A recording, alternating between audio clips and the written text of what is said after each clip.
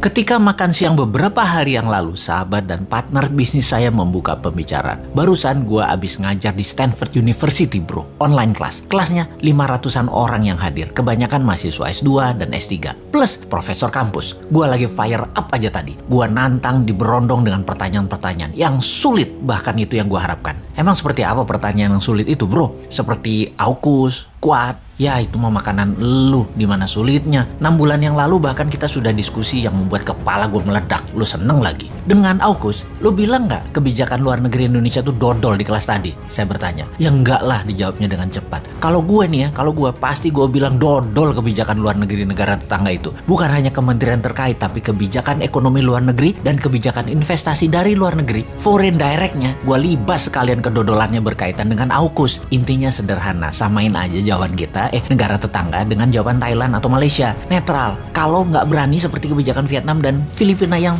terus terang mendukung AUKUS.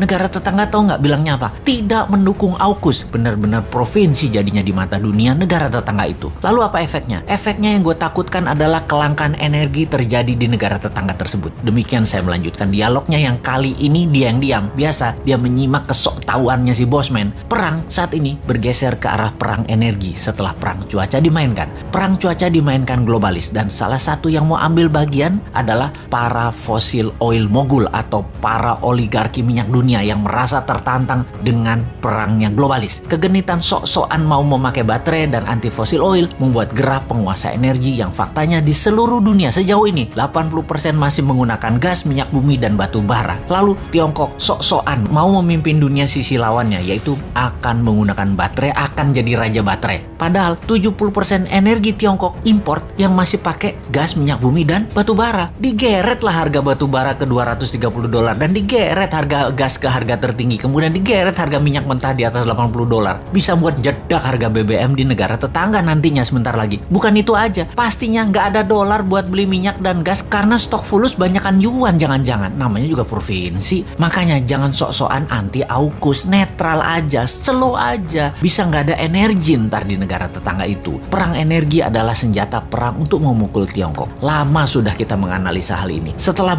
perang biologi, perang pangan, perang cuaca, yaitu perang energi sekarang. Nanti berlanjut dengan perang teknologi seperti dihacknya sosmed WA, IG, dan FB baru-baru ini. Perang space atau angkasa atau satelit dan lain sebagainya yang telah kita urai banyak di video-video dan tulisan sebelum ini. Perang energi yang baru diluncurkan ini ada 2 front untuk mengepung Tiongkok. Satu lewat Timur Tengah, yang satu lewat Rusia. Rusia raja gas membuat harga gas naik ke $50 per MMBTU. Sementara di Timur Tengah dipimpin Saudi, oil dinaikkan ke atas $80 per barelnya. Mungkin ke 100. Strategi awalnya dengan mengepung dalam tanda kutip menyerang Eropa, tapi minus Inggris. Inggris kan AUKUS. Yang efeknya beberapa negara Eropa mulai membunyikan alarm peringatan akibat hal ini. Perancis dan Spanyol menyebutkan kenaikan harga gas ini akan berdampak naiknya tarif dasar listrik yang berujung inflasi. Hal ini diperparah dengan Eropa yang sebentar lagi memasuki musim dingin, di mana kebutuhan akan gas meningkat pesat. Dalam krisis ini siapa yang memainkan? Ya bener, konconya Trump, si Putin Rusia itu bersama oligar petroleum Amerika yang di belakangnya Partai Republik yang pastinya gengnya Trump yang memainkan. Fakta lain lagi, Rusia merupakan supplier gas alam terbesar Eropa. Persentasinya lebih dari 43%. Di mana bulan lalu 40 anggota Parlemen Eropa telah menulis surat dan menuduh perusahaan Rusia,